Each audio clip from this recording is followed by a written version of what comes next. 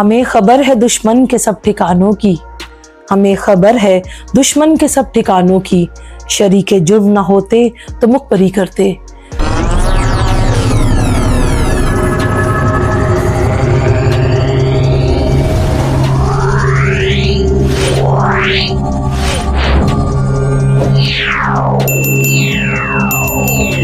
बिस्मिल्लाहिर्रहमानिर्रहीम, अस्सलाम वालेकुम। वॉइस ऑफ फातिमा के प्लेटफॉर्म से एक बार फिर आपकी बहन हाजिर है एक नए इंसिडेंट के साथ। मुझे लास्ट वीडियो से पता चला कि आपको मेरी वीडियो बहुत पसंद आई। बहुत बहुत शुक्रिया आपका, ना सिर्फ मुझे देखने का, मुझे पसंद करने का, और आपने देखा होगा कि आपके तमाम कमेंट्स को मैंने खुद आंसर किया है। इससे मुझे पता चलता है कि आप लोग क्या सोचते हैं, आप लोगों की क्या राय है। आज जो इंसिडेंट मैं आप लोगों के साथ लेके हाजिर हुई हूँ वो किसी और के साथ नहीं बल्कि मेरे ही घर में हुआ है। ये सबसे पहले ये वीडियो स्टार्ट करने से पहले आप ये वीडियो का क्लिप देखिए।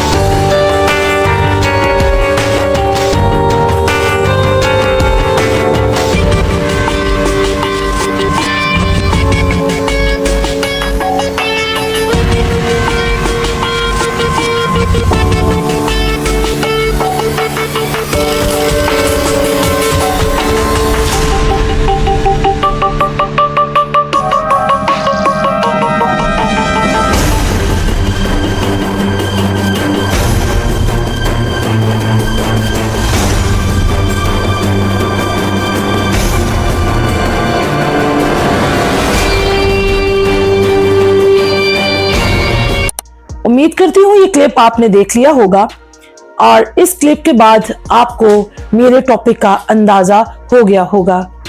टॉपिक क्या है? लुटे हुए लोगों को लूटना।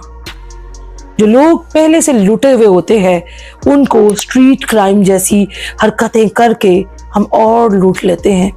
ये लुटे हुए लोग कौन होते हैं? ये कभी अपनी दामादों के हाथों लुटते हैं, कभी ज़माने के हाथों लुटते हैं, कभी किचन के खाने के लिए लुटते हैं, कभी अपनी माँ की दवाई के लिए लुटते हैं, कभी अपने मरते हुए बाप के जनाजे के लिए लुटते हैं।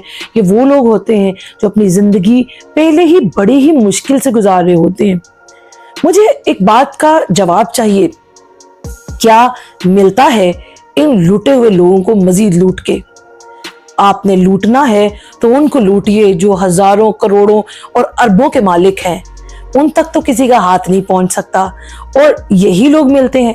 ये जो वाकया आपने देखा, ये अपनी माँ बाप का इकलौता बच्चा है। बाप इसका वफात पा चुका है और बहन घर पे आके बैठी हुई है। ये इसका इंटरव्यू जब हुआ जब ये इसके बाद में इसको घर के अंदर लेके आई और मुझे पता चला कि इस बच्चे के साथ रॉबरी हो गई है। हमें समझ नहीं आ रही मैं अफसोस किस पे करूं, लूटने वालों पे या लूटने वाले पे। जाहिरी बात है हमदर्दी तो हमारी लूटने वाले के साथ ही होगी। क्या ऐसे मुहर्रकात हैं जिसकी बिना पे हमारे छोटे छोटे बच्चे स्ट्रीट क्राइम्स के जैसे जुर्म में मुलव्विस हो जाते हैं? क्या वो दौड़ है, क्या वो बिजली के बिल हैं, क्या वो मरती हुई माँ की दवाई है, या अपनी घर बैठी हुई बहन का आसरा बनने की कोशिश? बहरहाल ये जो भी है, ये सवालिया निशान है हम पे, आप पे, हुक्मरानों पे। हुक्मरानों के लिए सिर्फ एक बात ही कहूंगी, ये कुर्सी है तुम्हारी जनाजा तो नहीं है। ये कुर्सी है तुम्हारी जनाजा तो नहीं है।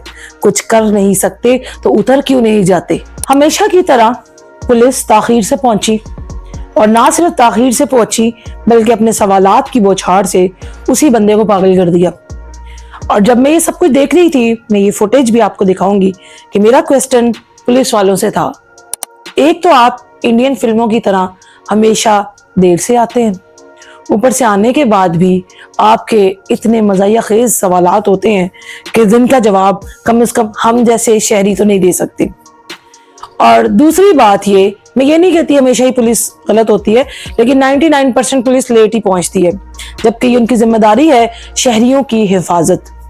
हम लोगों की हिफाजत उनकी जिम्मेदारी है, उनकी रिस्पॉन्सिबिलिटी है।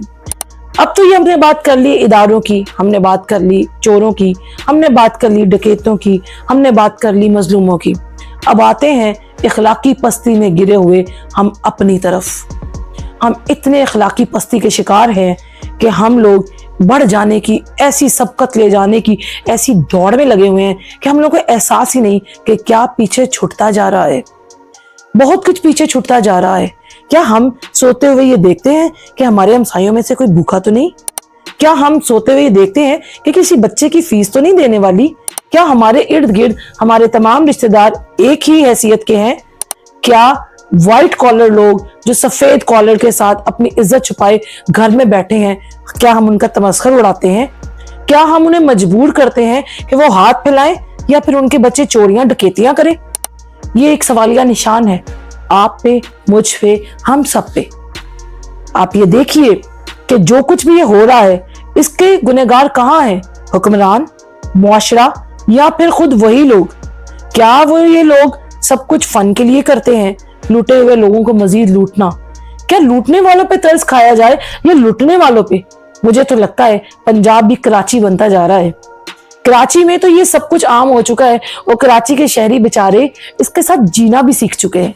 कितने दुख की बात है, कितने दुख की बात है, कहते हुए मेरी आंखों में आंसू आ रहे हैं कि हम उस मुल्क में रहते हैं जहां एटम बम बना दिया हमने।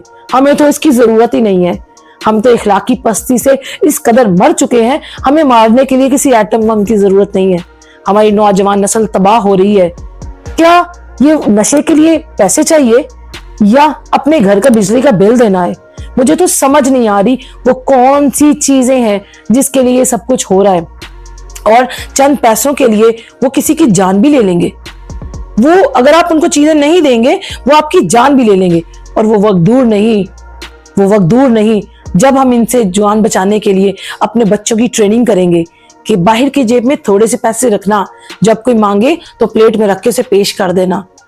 तो इस वक्त से बचने के लिए अपनी ज़कात, अपने सदकात और इर्द गिर्द नजर डालें, वैकेंसीज क्रिएट करें, नए पढ़ने वालों को जॉब्स दें ताकि वो अपनी तालीम पूरी कर सके। और गवर्नमेंट कहाँ है? तालीम इतनी महंगी कर दी गई है, गवर्नमेंट इदारों पे 1,20,000 रुपए का एमफिल सेमेस्टर स्टार्ट हो गया है। कहां से लाएंगे ये बच्चे इतनी फीसेस? तो ये सवालिया निशान है आप पे, हम पे, इस मुआशरे पे। तो अपना ढेरों ढेर ख्याल रखिएगा। वीडियो पसंद आई हो तो लाइक सब्सक्राइब जरूर कीजिएगा, और कमेंट करके मुझे जरूर बताइएगा कि आपको मेरा आज का ये व्लॉग कैसा लगा। बहुत बहुत शुक्रिया।